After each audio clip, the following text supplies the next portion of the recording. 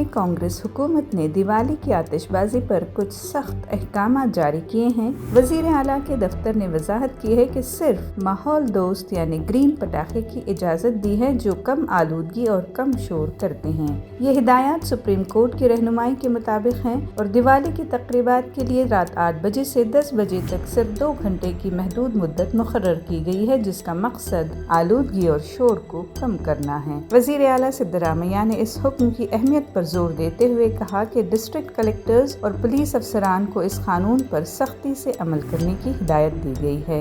उन्होंने मजीद कहा कि सुप्रीम कोर्ट ने न सिर्फ ग्रीन पटाखों के इस्तेमाल को फ़रोग़ देने की हिदायत दी है बल्कि खिलाफ वर्जी करने वालों के खिलाफ सख्त कार्रवाई करने की भी वार्निंग दी है।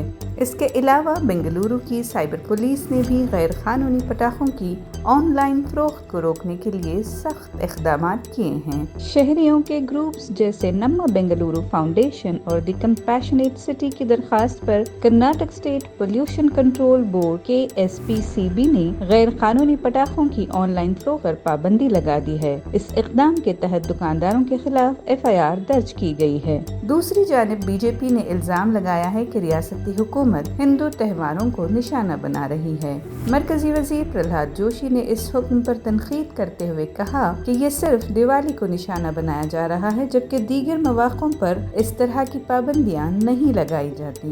ಯಾವಾಗಲೂ DJ ಹಚ್ಚೋದಿರಬಹುದು ಅಥವಾ ಈ FSSAI ಸರ್ಟಿಫಿಕೇಟ್ ಕೊಡೋದು, ಗಣಪತಿ ಪೆಂಡಾಲ್ನಲ್ಲಿ ಪ್ರಸಾದ ತೆಗೆದುಕೊಳ್ಳೋದು, ಆಮೇಲೆ ರಾತ್ರಿ 10 ಗಂಟೆ ಒಳಗೇ ವಿಸರ್ಜನೆ ಮಾಡಬೇಕು, 10 ಗಂಟೆಗೆ ಬಂದು ನಾನು ಕೇಳಿದ 5 ಗಂಟೆಗೆ ಬೆಳಿಗ್ಗೆ ಇವತ್ತು ಏನು ಮಸೀದಿಯಿಂದ ನಮಾಜ್ ಶುರು ಮಾಡ್ತಾರೆ ಬೆಳಿಗ್ಗೆ 5 ಗಂಟೆಗೆ, ಅದಕ್ಕೆ ಅಪ್ಲೈ ಆಗೋದಿಲ್ಲ. ನೀವು ಎಲ್ಲ ಕೇವಲ ಹಿಂದೂ ಹಬ್ಬಕ್ಕೆ ಮಾತ್ರ ಇವರ ಪುರುಷತ್ವ. ಯಾರು ಪಟಾಕಿ ಹೊಡಿತಾರೆ, ಯಾರು ಏನು ಮಾಡೋಕ್ಕಾಗಲ್ಲ, ಸುಮ್ಮನೆ ಅದೊಂದು ಪೇಪರ್ ಟೈಗರ್. वजीर जंगलात ईश्वर खांडे ने इस तनकीद के जवाब में कहा कि ये पाबंदियां सुप्रीम कोर्ट के कौमी रहनुमा खतूत के मुताबिक हैं और उन्होंने मशवरा दिया कि अगर किसी को एतराज़ है तो अदालत से रुजू करें। ನೋಡಿ, ಹಿಂದೆನೂ ನಾವು ಜಿಲ್ಲಾಡಳಿತಕ್ಕೆ ಸೂಚನೆಯನ್ನು ಕೊಟ್ಟಿದ್ದೇವೆ, ಸುತ್ತೋಲೆಯನ್ನು ಕೊಟ್ಟಿದ್ದೇವೆ. ಹಸಿರು ಪಟಾಕಿಗಳು ಮಾತ್ರ ಇವತ್ತು ಮಾರಾಟ ಮಾಡಲಿಕ್ಕೆ, ಸಂಗ್ರಹಣೆ ಮಾಡಲಿಕ್ಕೆ, ಉತ್ಪಾದನೆ ಮಾಡಲಿಕ್ಕೆ ಅನುವು ಮಾಡಿಕೊಡಬೇಕು.